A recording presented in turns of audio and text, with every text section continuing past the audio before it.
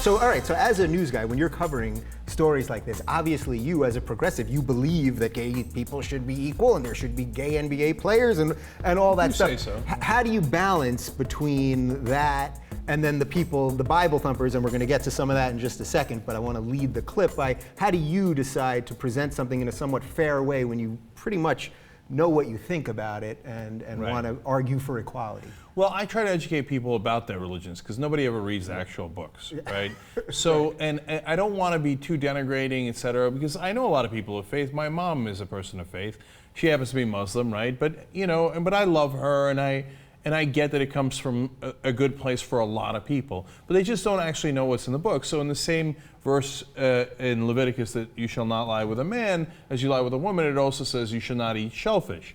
And everybody's eating shrimp, lobster, unless they're allergic or something. And so immediately they have this moment of like, oh my God, wait, am I gay? Like, exactly. have I done something as bad as the gays, right? And they almost don't believe it. And then when they go read it, they're like, oh, wow, why did we take the gay part and go ballistic over it, and we don't talk about the shellfish at all? Why is there no Red Lobster amendment? It's the leaders of the church picking and choosing what they want to preach about. And you guys have given me a perfect segue to our first clip. This is Chris Broussards on ESPN's Outside the Lines earlier today.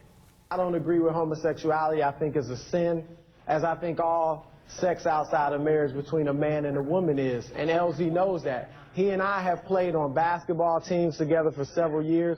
We've gone out, had lunch together. We've had good conversations, good laughs together. He knows where I stand, and I know where he stands. I don't, criticize him. He doesn't criticize me and call me a bigot, call me ignorant, call me intolerant. And that I hear, and talking to some people around the league, there are a lot of Christians in the NBA. And they don't want to be, just because they disagree with that lifestyle, they don't want to be viewed and called bigoted and intolerant and things like that. And that's what LZ was getting at. Just like I may tolerate someone whose lifestyle I disagree with, he can tolerate my beliefs, and he disagrees with my beliefs and my lifestyle. But true tolerance and acceptance is being able to handle that as mature adults and not criticize each other and call each other names. So the LZ that he's talking about is LZ Granderson, who's an ESPN columnist who is openly gay. And I find this clip fascinating because it goes to what you're talking about, Cenk, about the way people use the Bible, because he's also, there's an implication in what he's saying that somehow his feelings are as equal as the gay person's feelings, except only one of those two people, in this case, Jason Collins or LZ Granderson, only one of those people doesn't have equal rights. So it doesn't seem like it adds up to me. Exactly, you hit it right on the head. All right, pretty good. I guess we solved that one. No, I mean, it is true. I hate when people just keep on throwing this religion into everything. I mean, it's sports. There should be no religion in a discussion about sports. It's a sport. Yeah. If he's going to complain, or anyone complain about being someone gay, and he made it equivalent as having sex outside of marriage for a man and a woman also, so why not complain about all those players having sex outside of wedlock? Right. Yeah, so that's the whole point about religion, and it's picking and choosing.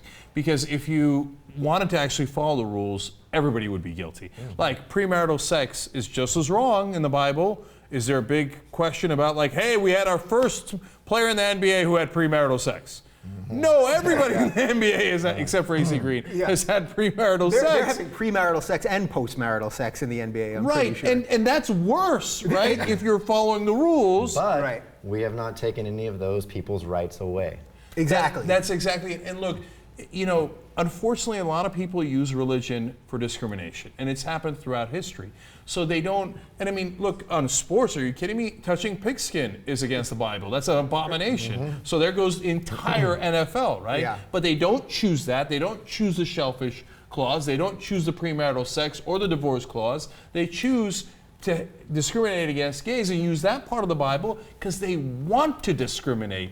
They also use the Bible to justify slavery. Yeah. Like, people now whitewash that like it didn't happen, but it happened. Right, and which is the fascinating thing, because Chris Broussards, who obviously is black, is then using the same book that people used against him. And, Even in his, the 60s, when blacks could not marry whites, they used the Bible against that whole debate also. Yeah. I want to remind you guys that the official outfitter of the Rubin Report is Bonobos. Go to bonobos.com, use code TRR20, and get yourself this fancy shirt.